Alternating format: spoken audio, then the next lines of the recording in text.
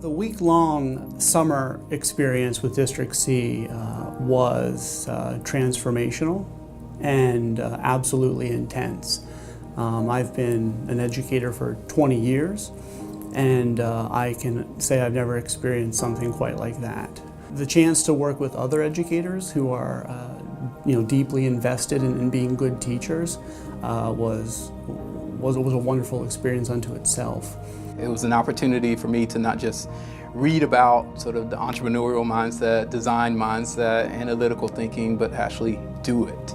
Learning as a student by doing was absolutely amazing, and it was one of the best professional development opportunities that I've had.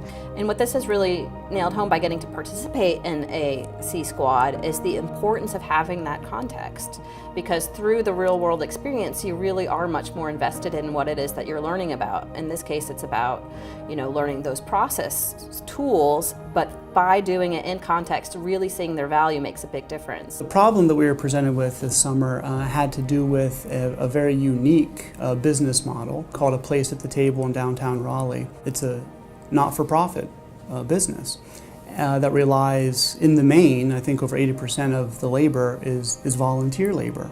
And it is just a remarkable organization. And Maggie is driven by her mission, which is to make sure that all people have access and can afford healthy food options. A few years ago, I was working with people experiencing homelessness and poverty and saw that a place where all were welcome was needed in Raleigh. People can come in and everything is a suggested price, so some people pay that, some people pay more, some people pay less, and some people volunteer for their meal. When District C came in and started working with us, we started talking through problems. They asked a ton of questions. They came in prepared.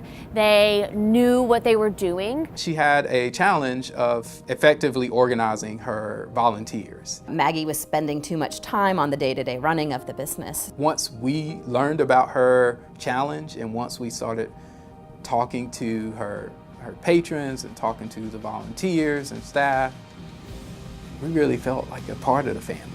And so it was like, okay, how can we make this work for all of us? They made me feel like I was not alone in this and that I needed help. What we were trying to do was create a system, create coherence, blueprints, charts, flow charts, responsibilities, operationalizing best practices. It was a lot of work. We did a lot of research. We had a lot of interviews with patrons and with volunteer staff.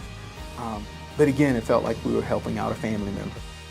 Then they had a ton of solutions that we had never thought of, and they just made it seem simple and easy and doable. They gave us actual real solutions that we could convert and make happen in less than a week, and we already did those things. That's what made this professional development opportunity so great, is that we offered suggestions directly to the CEO or the owner of this restaurant, and she put them into place almost immediately, so we could see the tangible fruit of our efforts. Even having a small role to play in making it a more efficiently run operation is very rewarding.